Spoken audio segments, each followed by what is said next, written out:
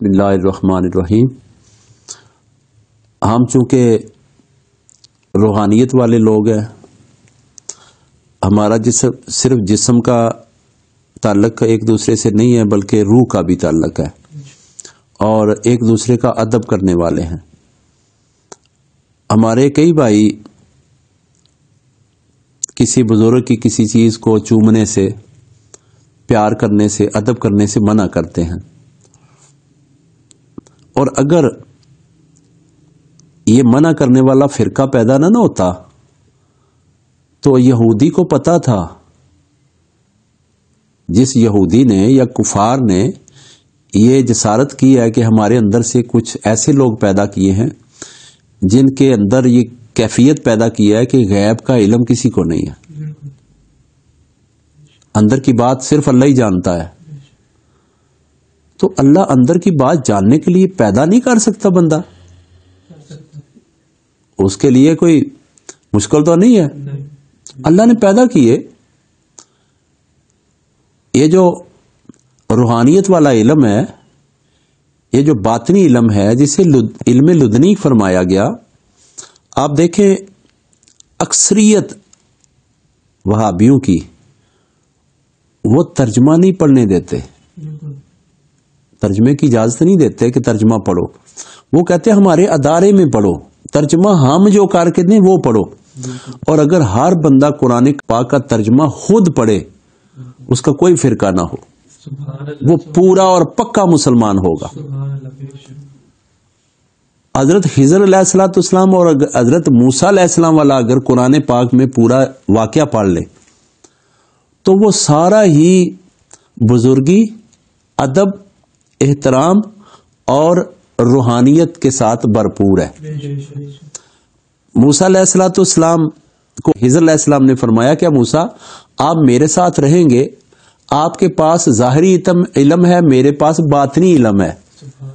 اب جو وہابیت ہے وہ باطنی علم کی طرف ان کا عقیدہ ہی نہیں، سرے سے عقیدہ نہیں ہے۔ لیکن جو سنی ہے، اگر یہ سنیوں کے درمیان سے یہ فرقہ بنا کے ان کو توڑا نہ جاتا تو یقین کرو انگریز کو پتا تھا کہ ان کو ہماری رات کو سوتے ہوئے جو سوچیں دماغ میں چلتی ہیں ان سنیوں کو اس کا بھی پتا چل جانا ہے۔ آپ تھوڑا غور کرو، بخاری شریف میں تفصیل سے لکھا ہوا ہے کہ حضرت عمر رضی اللہ تعالیٰ عنہ مسجد نبوی صلی اللہ علیہ وسلم میں خطاب فرما رہے ہیں، اور ایک قافلہ مکے کی طرف قریب کفار سے جنگ کے لیے، جہاد کے لیے بھی بھیجا ہوا ہے، اور جہاد کے لیے بھیجا ہوا ہے تو ادھر وہ جہاد کر رہے ہیں، جنگ شروع ہے، لڑائی شروع ہے کفار سے، مشرکین سے، جو عمر رضی اللہ تعالیٰ عنہ کے بھیجے ہوئے ہیں۔ اسی ٹائم پہ ادھر حضرت عمر رضی اللہ تعالیٰ عنہ منبر رسول صلی اللہ علیہ وسلم پہ تشریف فرما ہو کے خطبہ دے رہے ہیں، اور خطبہ دیتے دیتے درمیان میں ہی فرماتے ہیں ساریال جبل، ساریال جبل، اس طرح 3 دفعہ فرماتے ہیں اور خطبہ جاری رکھتے ہیں۔ خطبہ مکمل ہوتا ہے، نماز مکمل ہوتی ہے، باہر جب امیر المومنین تشریف فرما ہوتے ہیں تو صحابہ عرض کرتے ہیں یا امیر المومنین ہم سے کیا غیب ہے جو آپ دیکھ رہے تھے؟ تو آپ نے فرمایا میں خطبہ دے رہا تھا، آپ کی عقلوں کے مطابق آپ کو شریعت کے مسائل سمجھا رہا تھا، لیکن میری روح صرف ادھر نہیں ادھر بھی تھی، کیونکہ میرے اوپر ذمہ داریاں عام نہیں ہیں، مجھے رسول اللہ صلی اللہ علیہ وسلم نے ایویں منتخب نہیں فرمایا، میرے اندر وہ چیزیں آقا علیہ السلام نے ڈالی ہیں تب مجھے خلیفہ بنایا۔ اب جو 4 خلفاء ہیں ان کو آقا علیہ السلام نے ایویں مقرر نہیں کیا جس طرح یہ ہمارے بھائی وہابی لوگ تصور کرتے ہیں کہ انہیں ظاہر کا علم تھا، باطن کا علم نہیں تھا۔ تو فرمانے لگے کہ ادھر جو میں نے ایک چیف کمانڈر بنا کے بھیجا ہوا ہے، اس کو میں بتا رہا تھا کہ آپ ذرا پہاڑی کی طرف ہی رہے، دشمن ادھر سے اگر اس طرح آپ چلے گئے تو حملہ کر دے گا۔ تو میری آواز وہاں تک پہنچی اور وہ پیچھے رہے اور انہوں نے میری بات پہ عمل کیا تو وہ اس کفار کے شر سے، نقصان سے بچ گئے۔ اب صحابہ کرام بڑے سمجھدار تھے، انہوں نے اساریہ رضی اللہ تعالیٰ عنہ کے آنے کا انتظار کیا۔ ان کے آنے کا جب انتظار کیا تو ان سے پوچھا تو انہوں نے بھی وہی بات سنائی جو حضرت امیر المومنین رضی اللہ تعالیٰ نے بتائی تھی، وہی بات بتائی۔ تو یہ کیا ہے؟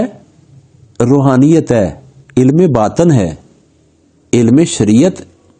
مثال دیتے ہیں بزرگ، ایسے ہے جیسے ایک ہرا بھرا سبز درخت ہو، اس کی مثال جیسے شریعت ہے، اور اس کے اوپر جو پھل لگتا ہے وہ ایسے ہے جیسے طریقت ہے، یعنی پھل اس کا ثمر ہے،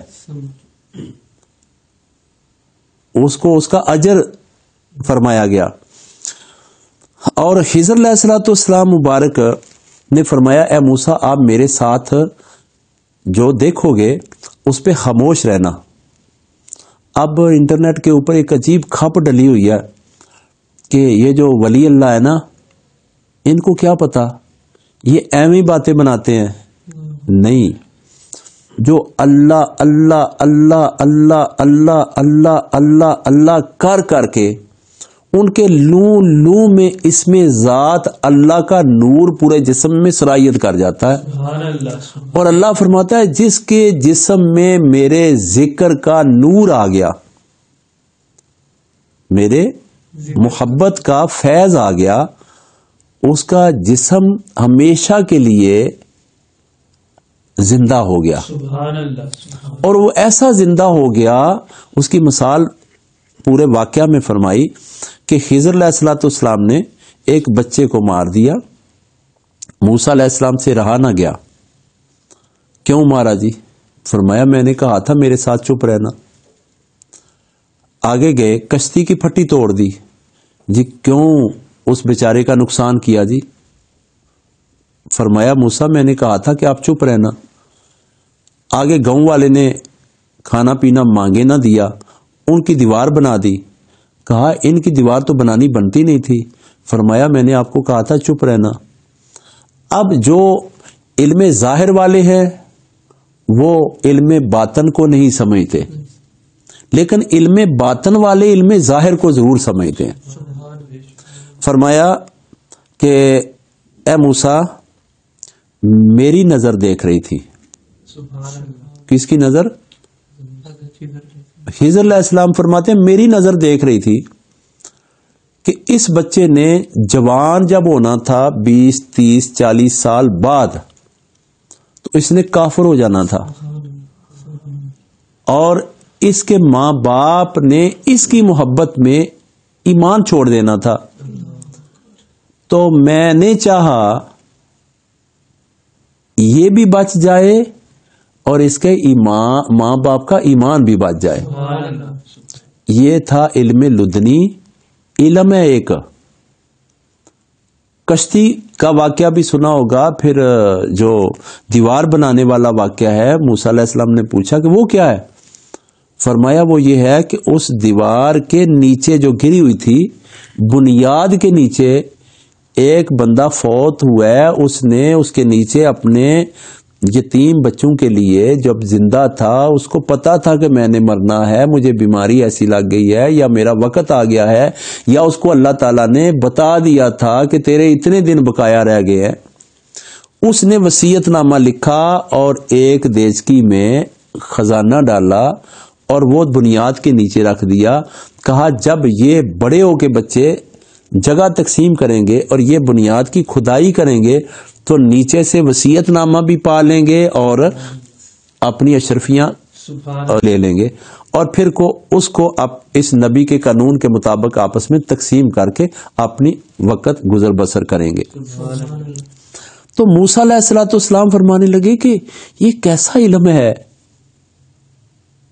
جو آنے والے کل کی بات بھی پتہ چل جاتا ہے اور گزری ہوئی کا بھی پتہ چل جاتا ہے. اگر انگریز کوشش کر کے کامیاب نہ ہوتا جو اس نے وہابی نقطہ نظر کے لوگ بنائے ہیں, تو قرآن پاک کی یہ جو چیزیں بتا رہی ہیں, ایسے اولیاء اللہ ہوتے جو خضر علیہ الصلوۃ والسلام کے جانشین ہوتے, ایسے اولیاء کرام ہوتے جو موسیٰ علیہ الصلوۃ والسلام کے جانشین ہوتے, ایسے اولیاء کرام ہوتے حقیقی وارث رسول اللہ صلی اللہ علیہ وسلم ہوتے. تو انگریزوں کی کیا مجال ہے کہ وہ ہمارے خلاف کوئی پراپوگنڈا کر لیں. اب انہوں نے ہمیں اس طرح لڑا دیا ہے, اس طرح ہمیں مقابلے میں, ہم ہی اپنے مقابلے میں آ گئے ہیں. ہمارے درمیان ہی ایسے فرقے پیدا کر دیے گئے ہیں, اور فرقے والے سوچتے ہی نہیں ہیں, غور ہی نہیں کرتے. کبھی فرقے والے قرآن پڑھیں, خضر علیہ السلام کا واقعہ پڑھیں, انہیں پتہ چلے کہ اللہ تبارک و تعالی قدرت رکھتا ہے, اللہ کل شیء قدیر ہے. اگر آپ محنت کرو, کسی زہد و تقوی والے سے ملو, کسی تزکیہ نفس والے سے ملو, وہ تمہارے باطن کو پاک کر دے, اور جو غیب چیزیں ہیں اللہ تعالی وہ تمہیں عطا کر دے گا. اور انسان کو پتہ چل جائے گا کہ میں نے فلاں چیز کہاں رکھی ہے, کہاں سے لینی ہے, اور کیا کرنا ہے, اور اس رستے پہ میں نے جانا ہے کہ نہیں جانا, مجھے کس رستے سے نفع ہے. اللہ تعالیٰ کا بندہ نائب ہے, اللہ تعالیٰ کا خلیفہ ہے. اللہ تبارک و تعالیٰ کا نائب ہونا کوئی معمولی بات ہے. اور کسی اللہ کے ولی کا بیعت ہونا, مرید ہونا, ان سے علم باطن حاصل کرنا, علم ظاہر حاصل کرنا, اور پھر زندگی گزارنا, کیا ہی زندگی مزے کی زندگی ہوگی. اب جو لوگ اس طرف نہیں آئے, انہوں نے ڈگریاں تو کر لی ہیں, ڈگریوں والا علم بھی قرآن کا علم ہے, لیکن تقسیم کر دیا. ڈگری والے کو کہا نہ نہ نہ دین کی طرف نہیں جانا, دین والے کو کہا نہیں نہیں نہیں نہیں ڈگری والے کی طرف نہیں جانا. حالانکہ دونوں دین ہے, ایک ہی ہے. اس میں بھی ریسرچ ہے قرآن پاک کے اندر, جو اللہ نے فرمایا نا یتفکرون فی خلق السماوات والارض, وہ لوگ ریسرچ کرتے ہیں, غور و فکر کرتے ہیں کہ اللہ کی بنائی ہوئی زمین اور آسمانوں کے اندر کہاں کہاں کیا کیا ہے, اس کا علم پڑھتے ہیں. تو تب پتہ چل جاتا ہے مہینے کی آج 3 تاریخ ہے, 31 تاریخ کو ہم نے بچے کی شادی کرنی ہے, بارش کا موسم تو نہیں ہے. یہ کس نے بتایا ہے؟ جو ڈگری کیا محکمہ موسمیات کی ہی ڈگری لیا اس نے, اس سے پتا چلا ہے. تو یہی تو غیب ہے. اللہ پاک نے تو کتابوں میں علم دے دیا ہے کہ 1 مہینے بعد کا موسم بھی تم چیک کر سکتے ہو. تو کیا دلوں کا موسم نہیں چیک ہو سکتا؟ گھروں کے موسم نہیں چیک ہو سکتے؟ عالمی لیول پہ ملکی موسم نہیں چیک ہو سکتے؟ وہ اندر کیا کیا پراپوگنڈا کر رہے ہیں وہ نہیں چیک ہو سکتے؟ ہمارے اندر پھوٹ ڈال کے, میرے تو جہاں بھی مجھے کہیں اہل حدیث ملے, دیوبندی ملے, کوئی بھی فرقے کا ملے, میں اسے جو اپنا خلوص پیش کرتا ہوں نا, وہ ایسے پیش کرتا ہوں جیسے یہی میرا سگا بھائی ہے. کیوں؟ مسلمان کا بھائی ہے. میں نفرت نہیں کرتا, وہ یقیناً کرتے ہیں کیونکہ ان کے استاد نے نفرت سکھائی ہے, میرے استاد نے محبت سکھائی ہے. چشتی اجمیری رحمۃ اللہ علیہ کے پاس کفار آتے تھے, چشتی اجمیری رحمۃ اللہ علیہ سے بازو کھول کے پیار سے ساتھ لگاتے تھے, اپنی پلیٹ میں کھانا کھلاتے تھے, اپنے ہاتھ سے نوالے دیتے تھے. نفرت نہیں کی کہ یہ ہندو ہے, یہ سکھ ہے, یہ عیسائی ہے. فرمایا اگر میں نفرت کروں گا تو نفرت پھیلے گی, اگر میں پیار کروں گا تو پیار پھیلے گا. آپ نے خوشبو والا پیار پھیلایا تو اسی لیے لاکھوں لوگ مشرف بے اسلام ہو گئے. انہوں نے آقا علیہ الصلوۃ والسلام کا دین پسند کر لیا. آج ہماری تفرقہ بازی نے دین کو اتنا کمزور کر دیا کہ لوگ کہتے ہیں کہ ہم اسی فرقے میں یا اسی مذہب میں سے ہی ہیں, ان کے تو آپس میں ایک دوسرے کو کافر کہتے ہیں. جس نے کلمہ پڑھ لیا ہے وہ کافر نہیں ہو سکتا, گناہگار ہو سکتا ہے, زندیق ہو سکتا ہے, فاجر ہو سکتا ہے, وہ برا ہو سکتا ہے, کسی کیٹیگری میں بھی برائی میں آ سکتا ہے, لیکن وہ کافر نہیں ہو سکتا، وہ مسلمان ہے۔ اللہ پاک ہمارے ملک کو سلامت رکھے اور ہمارے مسلمانوں کو سلامت رکھے اور ہمیں تفرقہ بازی سے اللہ تبارک و تعالی بچائے۔